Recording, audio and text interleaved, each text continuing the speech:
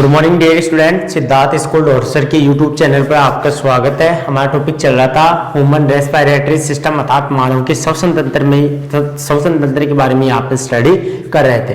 और कल हमने बात की थी कि जो श्वसन होता है उसकी परिभाषा के बारे में, श्वसन की क्रिया होती क्या है, ठीक है। श्वसन में कौन सी गैस ग्रहण की जाती है, कौन सी गैस वातावरण में रिलीज की जाती है। इसके बाद में हमने बात की थी कि जो मानव का श्वसन तंत्र होता है, जैसे कि हमने पढ़ा है कि सभी प्राणियों के अंदर जो मानव है उसका विकसित प्रकार का श्वसन तंत्र पाया जाता है, ठीक है। और विकसित प्रकार के श्वसन तंत्र को, मानव के श्वसन तंत्र को हम तीन भागों में डिवाइड कर रखा है। ऊपरी श्वसन तंत्र, नीचे वाला श्वसन तंत्र और इसके अलावा तीसरा होता है जो श्वसन पेशियां होती है, श्वसन मांसपेशियां, ठीक है। इस तरीके से श्वसन तंत्र को तीन भागों में डिवाइड कर रखा है। सबसे पहले बात करेंगे यहाँ पे जो ऊपरी श्वसन तंत्र होता है, ठीक है।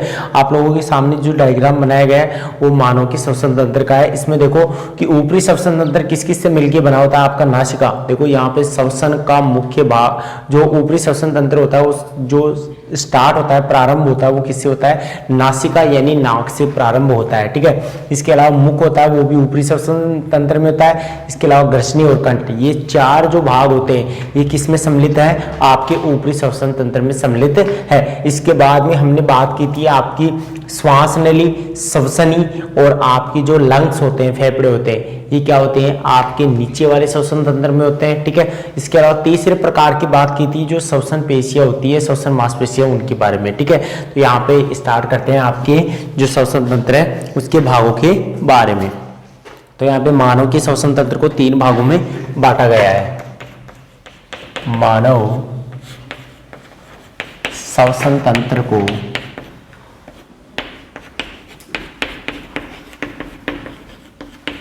तीन भागों में बांटा गया है। कितने भागों में बांटा गया है, तीन भागों में, ठीक है ना। फर्स्ट आता है ऊपरी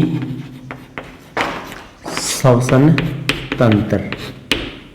सबसे पहले बात करेंगे किसके बारे में, ऊपरी श्वसन तंत्र के बारे में यहाँ पे स्टार्ट करते हैं। और ऊपरी श्वसन तंत्र स्टार्ट होता है नासिका के द्वारा। किसके द्वारा होता है, नासिका यानी नाक, NOSC, ठीक है। अब देखो नाक के बारे में यहाँ पे स्टडी करते हैं। तो यह है कि जो आपके श्वसन तंत्र का सबसे पहला जो श्वसन अंग होता है, श्वसन तंत्र का जो सबसे पहला ये जो प्रारंभ का जो श्वसन अंग है वो क्या होता है, नासिका यानी नाक होता है। अर्थात हम जब वायु को ग्रहण करते हैं, किन के द्वारा ग्रहण करते हैं, नाक के द्वारा ग्रहण करते हैं, ठीक है। अब यहाँ पे देखो कि मानव के अंदर एक जोड़ी नासाद्वार पाया जाता है। मानव के अंदर क्या होता है, एक जोड़ी नासाद्वार, एक जोड़ी क्या पाए जाते हैं, नासाद्वार पाए जाते हैं। मानव के अंदर नासाद्वार की संख्या कितनी होती है, दो, अर्थात एक जोड़ी नासाद्वार मानव के अंदर पाए जाते हैं। आप भी देखते हो ना कि अपने नाक के अंदर कितने, दो नासाद्वार है, कितने हैं, दो नासाद्वार। तो अर्थात एक जोड़ी के अंदर कितने होते हैं, दो।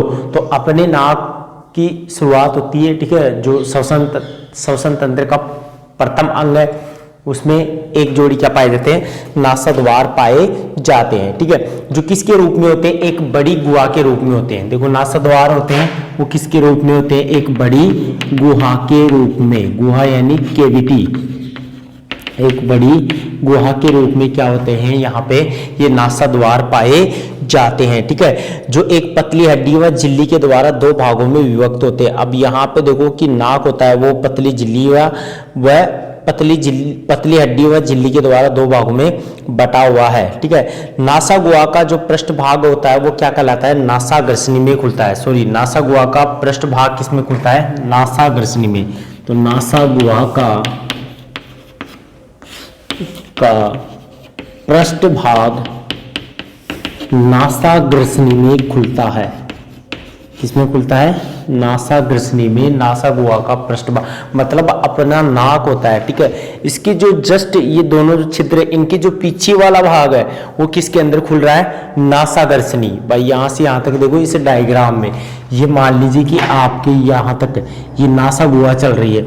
इसके जस्ट पीछे वाला यानी पृष्ठभाग, ये पीछे वाला भाग किसका आ गया, नासा घर्षणी का आ गया। ठीक है भाई, इधर से तो घर्षणी से जुड़ता है, इधर से नासा से, तो दोनों मिलकर के नासा घर्षणी हुई।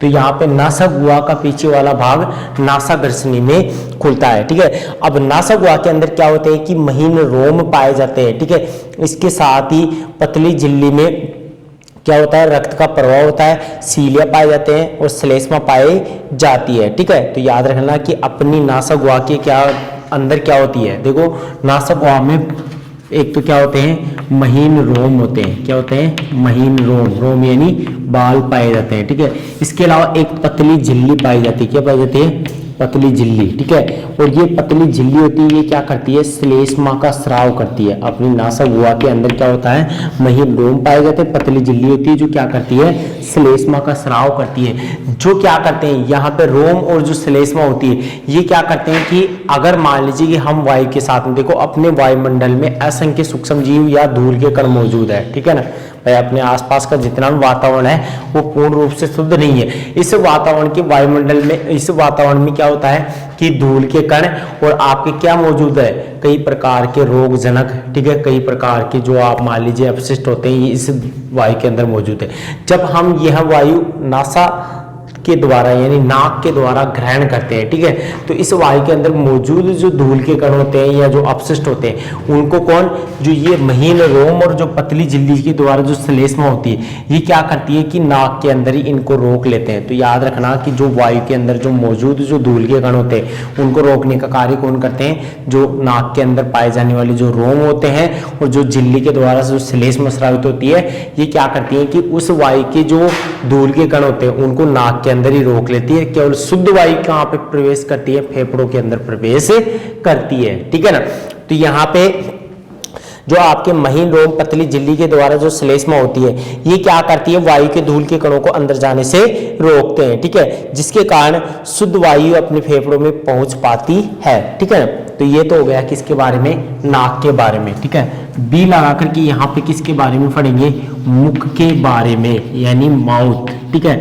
अब देखो अपनी जो मतलब आपका जो श्वसन तंत्र है, ठीक है, उस श्वसन तंत्र का द्वितीय अंग है, ठीक है, वो क्या कहलाएगा, यहाँ पे मुख होता है। ठीक है, अब मुख भी एक श्वसन तंत्र का द्वितीय अंग की तरह कार्य करता है। अब सांस लेने में मुख्य भूमिका नासिका की मतलब नाक की होती है। याद रखना है कि हम ज्यादातर सांस किससे लेते हैं, मुंह से या नाक से, नाक से। ठीक है ना, ज्यादातर भूमिका होती है अपने नाक की होती है श्वसन में। ठीक है, लेकिन कभी कभी क्या होता है कि मुख से भी सांस लेना पड़ता है, तो इसी कारण मुख को हम क्या किसमें सम्मिलित कर सकते हैं, श्वसन तंत्र में सम्मिलित कर सकते हैं। तीसरा बात करते हैं यहाँ पे फायरेनेक्स यानी घर्षणी के बारे में। तो नाक हो, मुख हो गया, फिर बात करते हैं घर्षणी। अब देखो घर्षणी भी क्या होता है कि अपने श्वसन तंत्र का अंग है, ये भी क्या है, श्वसन तंत्र का अंग है, जो क्या होता है एक पेशीय चिमनी नुमा संरचना होती है। ठीक है, और ये कहाँ पे होती है, नासा गुहा के पृष्ठ भाग से आहानाल के ऊपरी भाग तक पाई जाती है। और इस घर्षणी को हम तीन भागों में बांट रखा है, एक तो नासा घर्षणी होती है, एक मुख घर्षणी होती है और एक कौन सी होती है, कंठ घर्षणी। तो घर्षणी को कितने भागों में बांट रखा है, तीन भागों में, नासा घर्षणी, मुख घर्षणी और तीसरे प्रकार की होती है कंठ घर्षणी। नासा घर्षणी तीन, जो आपकी घर्षणी होती है वो तीन भागों में। तो ये तो पाई जाती है अपने जो नासा गुहा होती है उसके पृष्ठ भाग पर पाई जाती है। ठीक है, मुख घर्षणी होती है अपनी, जैसे मान लीजिए कि आपकी मुख गुहा होती है उसके पृष्ठ भाग पर, और कंठ के पास में पाई जाने वाली क्या होती है, कंठ घर्षणी होती है। तो आप याद रख लेना कि घर्षणी के तीन भाग हैं, नासा घर्षणी, मुख घर्षणी और कंठ घर्षणी। ये घर्षणी की क्या होते हैं, तीन भाग। तो नासा घर्षणी नासिका नासा गुहा के पृष्ठ भाग पर पाई जाने वाला प्रथम भाग है, जो क्या करती है, जो वायु नासिका गुहा के गुजरने के पश्चात वायु होती है, ठीक है, अब जो वायु ग्रहण करते हैं वो नासिका गुहा से गुजरने के बाद में किससे कहाँ पे पहुंचती है, नासा घर्षणी से पहुंचती है। और नासा घर्षणी से होती है मुख घर्षणी में, और मुख से ली गई श्वास, मुख घर्षणी, मुख से ली गई जो श्वास होती है वो डायरेक्टली मुख घर्षणी में जाती है। देखो यहाँ पे याद रखना कि जब हम मान लीजिए कि नाक से कोई वायु ग्रहण कर रहे हैं, वायु नाक में प्रवेश कर गई, ठीक है ना, अब नाक से किस में जाएगी, नासा घर्षणी में, किस में जाएगी, नासा घर्षणी में, नासा घर्षणी से मुख घर्षणी में जाती है। लेकिन आप डायरेक्ट मुंह से कोई वायु प्रवेश कर रहे हो तो ये डायरेक्ट कहाँ पे जाएगी, मुख घर्षणी में जाएगी। डायरेक्ट किस में जाएगी, मुख घर्षणी में। मुख से ली गई जो सांस होती है वो डायरेक्ट कहाँ पे जाती है, मुख घर्षणी में जाती है। ठीक है, अब मुख घर्षणी से वायु कहाँ पे जाएगी, कंठ घर्षणी से होते हुए आपकी घाटी ढक्कन की सहायता से स्वर यंत्र में प्रवेश करती है। तो यहाँ पे कंठ घर्षणी से होती है, कहाँ पे प्रवेश करती है, स्वर यंत्र में प्रवेश करती है। ठीक है, अब देखो घाटी ढक्कन क्या होता है। देखो घाटी ढक्कन एक पल्ले नुमा लाचेदार उपास्थि का बनी हुई संरचना होती है। देखो आपके यहाँ पे क्या होता है कि जहाँ पे कंठ घर्षणी पाई जाती है वहीं पर क्या होता है, घाटी ढक्कन पाया जाता है। क्या पाया जाता है, घाटी ढक्कन।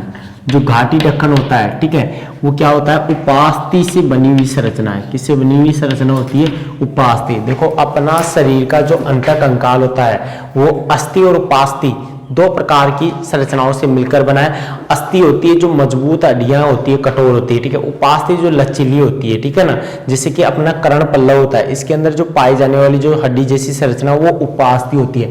तो इस तरह की उपास्थि का क्या बना हुआ पाया जाता है, घाटी ढक्कन पाया जाता है, जो कहाँ पे स्थित होता है, कंठ घर्षणी के पास में स्थित होता है। एपिग्लोटिस कहते हैं घाटी ढक्कन को, जो आपकी एक पल्ले नुमा उपास्थि का बना हुआ, ठीक है। ये जो घाटी ढक्कन होता है वो क्या करता है, श्वास नली और आपकी जो आहार नली, जो ग्रास नली होती है, ठीक है, उसके मध्य एक स्विच का कार्य करता है, ठीक है। क्योंकि अगर घर्षणी भोजन निगलने में भी,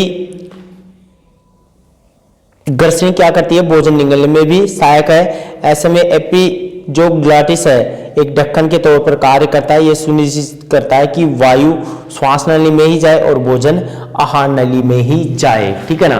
तो यहाँ पे याद रखना इंपॉर्टेंट बात, आपके जो घाटी ढक्कन होता है, ठीक है, ये एक स्विच होता है, एक बटन होता है ना भाई, ऑन ऑफ करते ही हमारे, जैसे ऑन करते ही बिजली जलने लगती है और ऑफ करते ही बंद हो जाती है, ठीक है, बल्ब जलने लगता है और बंद हो जाता है। उसी तरीके से आपके घाटी ढक्कन जो आपके मतलब आहार नाल, जो मतलब आपकी ग्रास नाल होती है, ठीक है ना, यानी ग्रसिका होती है, ठीक है, जिससे भोजन जाता है, और एक श्वास नाल होती है जिससे वायु जाती है। भाई एक तो क्या होती है, वायु जाने वाली नलिका, और एक क्या होती है, खाना जाने वाली नलिका। भाई एक से तो वायु जाती है, एक से क्या जाती है, खाना, जो भी हम खाते हैं, ठीक है।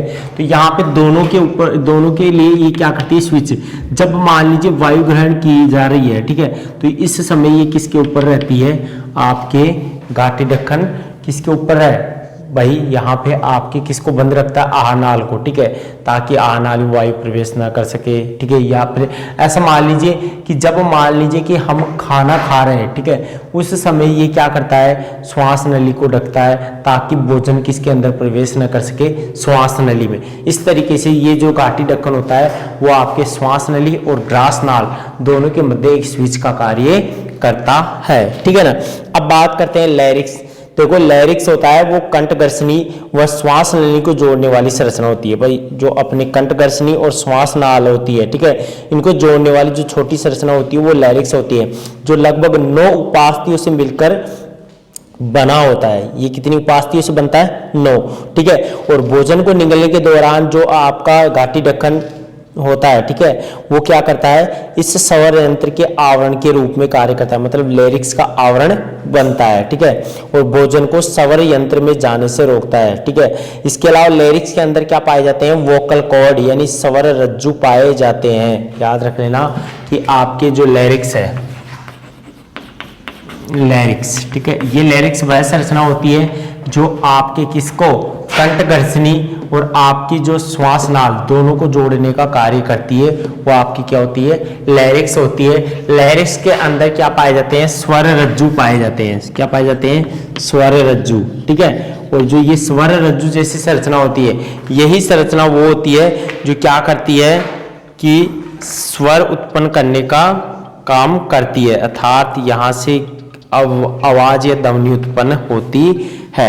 इस तरीके से आपकी क्या होती है कि ये ऊपरी क्या हो गया, श्वसन तंत्र हो चुका है भाई। आपके ऊपरी श्वसन तंत्र में नाक है, मुख है, ग्रसनी है, लेरिक्स है, ठीक है।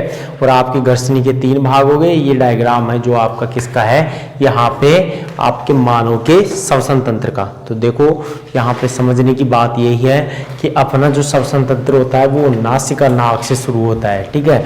और यहाँ पे प्रथम अंग नासिका होता है, इसके साथ ही मुख भी क्या होता है, अपने श्वसन तंत्र का अंग ही होता है, ठीक है। इसके अलावा ग्रसनी होती है, कंठ होता है, ठीक है, और फेफड़े होते हैं, ठीक है। फेफड़ों में जो कुपिकाएं होती है उनके अंदर वायु भर जाती है। इस तरीके से ऊपरी श्वसन तंत्र हो चुका है। कल बात करेंगे नीचे वाले श्वसन तंत्र के लिए बारे में। तब तक के लिए धन्यवाद।